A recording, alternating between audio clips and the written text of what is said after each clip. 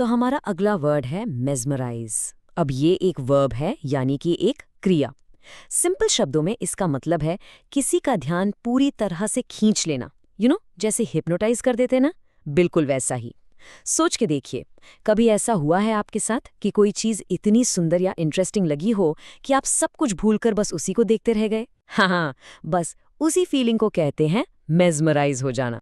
चलिए इसको एक सेंटेंस में यूज करके देखते हैं। सेंटेंस है, the magicians skillful tricks seemed to mesmerize the children. So आप इमेजिन कीजिए, एक मैजिशियन है जो अपने अमेजिंग ट्रिक्स दिखा रहा है, और वहाँ जो बच्चे हैं वो बिल्कुल शांत हैं, एकदम गुम होके बिना पलक झपकाए बस उसे ही देखे जा रहे हैं। वो पूरी तरह से मेस्मराइज हो चुके हैं। और ये फीलिंग सिर्फ जादू तक ही लिमिटेड नहीं है।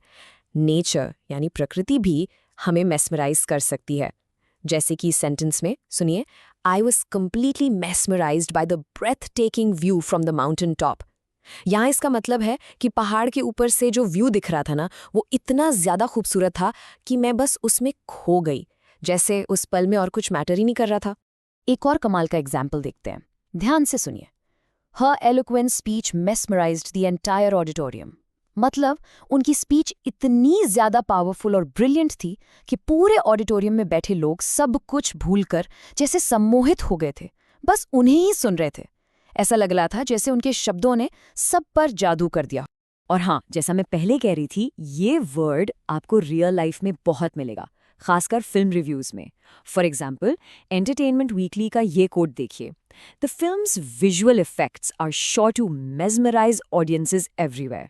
इसका मतलब साफ है कि फिल्म के विजुअल इफेक्ट्स इतने शानदार हैं कि वो हर जगह ऑडियंसेस को बिल्कुल मंत्रमुग्ध कर देंगे, उनका दिल जीत ले। ओके, तो किसी भी वर्ड को और बेहतर तरीके से समझने के लिए उसके सिनोनिम्स और एंटोनिम्स जानना बहुत ज़रूरी है।